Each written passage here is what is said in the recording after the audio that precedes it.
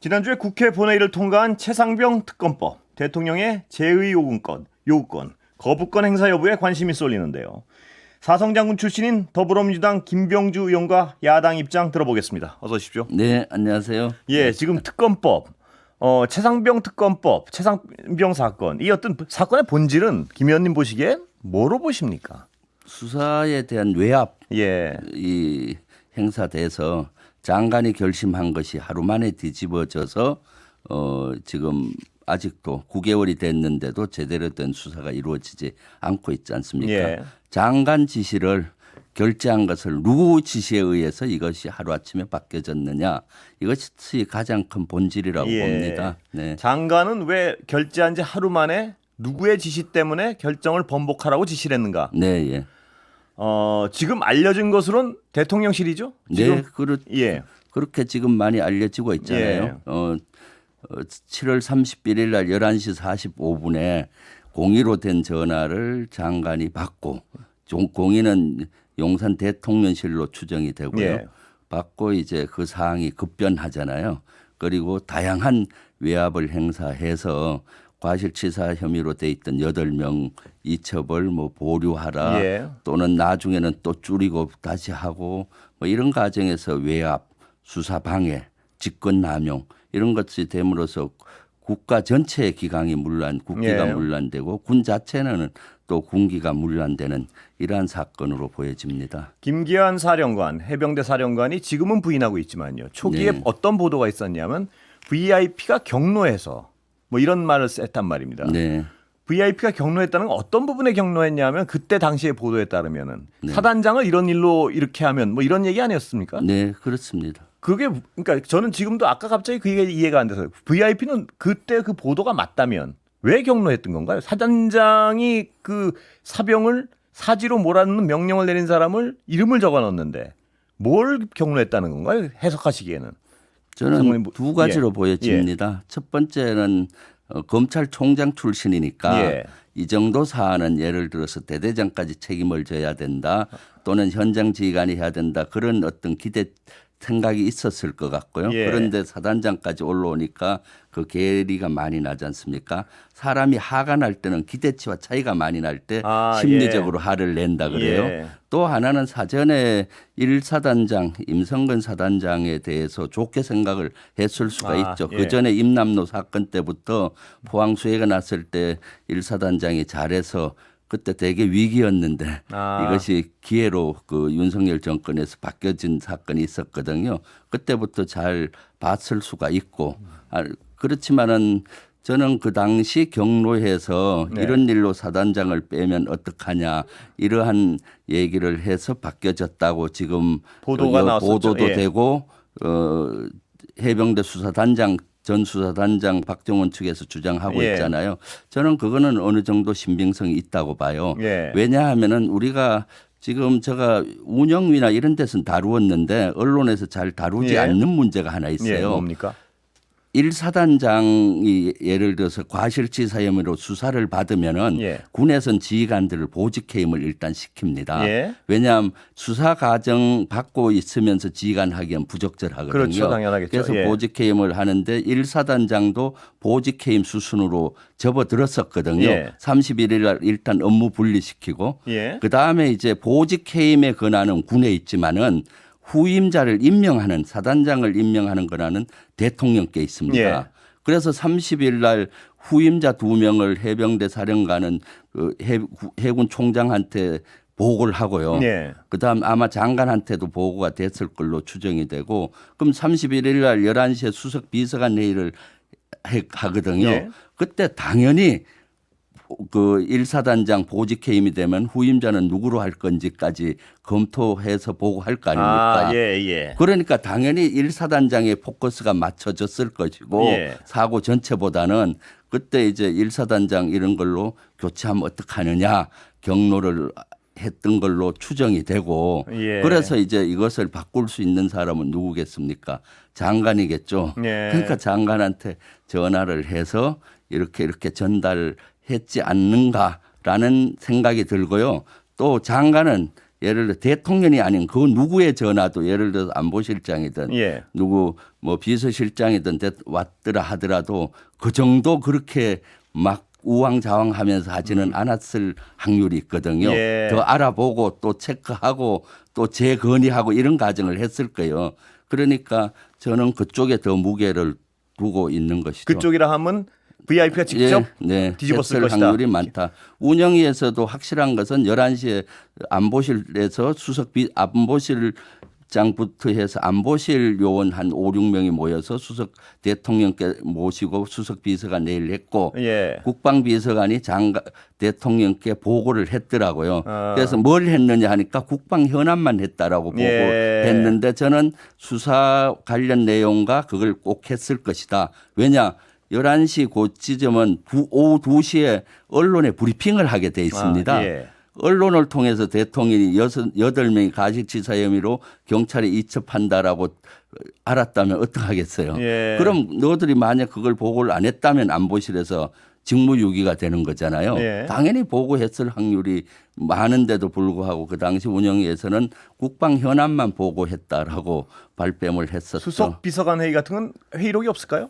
있겠죠 아마. 네. 그걸 찾아보면 나올 거 아닙니까? 보고를 했는지. 네, 그렇죠. 그래서 수사 과정에서. 특검법이 필요하다. 예. 지금 공수처가 지금 변죽만 울리고 있잖아요. 예. 실제 가장 중요한 핵심인 공의전화가 누구한테서 그렇죠. 왔고 어디서 왔느냐, 수석 비서관 회의할 때 뭔 얘기가 됐느냐, 보고했을 때 어떻느냐 이런 증거를 빨리 압수수색을 해서 확보를 하고 수사를 들어가야 되는데 지금 다 시기를 놓쳐가고 있는 거죠. 수석 비서관 회의록만 확보해도 네. 상당 부분 사건의 실체에 접근할 수가 있겠다 이렇게 보시는 거군요. 네, 그렇지만 수석 비서관 내에도 이 사건이 네. 커지면서 또 그걸 쭉 은폐하든가 그걸 뭐 또 바꿨을 개연성도 저는 있다고 봐요. 그걸 바꾸면 그러니까 무조건 명백한 불법행위 아닌가요? 그건? 아니 뭐 그런 거는 이제 불법행위인데 예. 예를 들어서 그런 거는 또 근거를 안 남길 수도 있죠. 왜냐하면 인사에 관계된 거니까. 예. 이 사단장의 후임 이런 건 인사에 대한 거는 먼저 구두로 하고 기록을 잘 안 남기거든요. 회의록에는.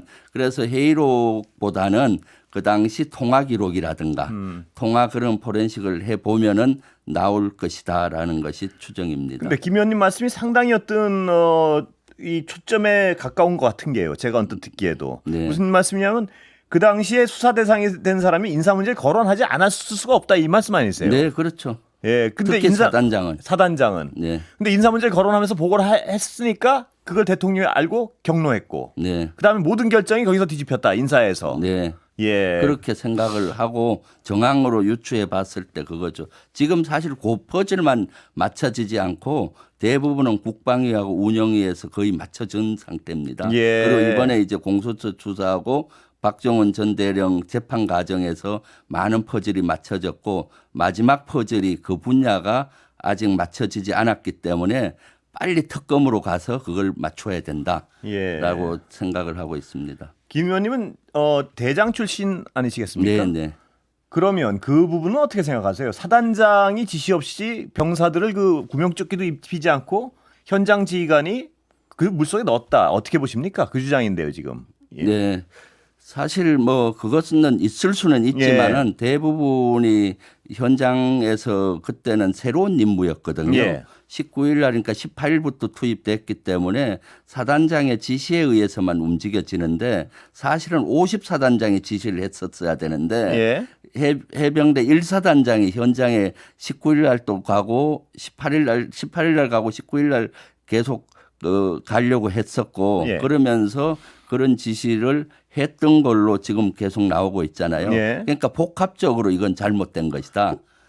지시한 것도 잘못이고 지시를 안 할 사람이 지시했군요. 그러니까. 네, 지시를 하지 말아야 되는 사람이 지시를 한 것이고 또 지시 자체도 만약 그런 지시였다면 너무나 잘못된 거죠. 구명조끼도 입지 않고 장구리로 차지 않은 상태에서 물속으로 들어가게 그때 급류가 엄청 낮다고 하지 않습니까? 그것은 너무나 잘못된 그러한 지시라고 보여지는 거죠.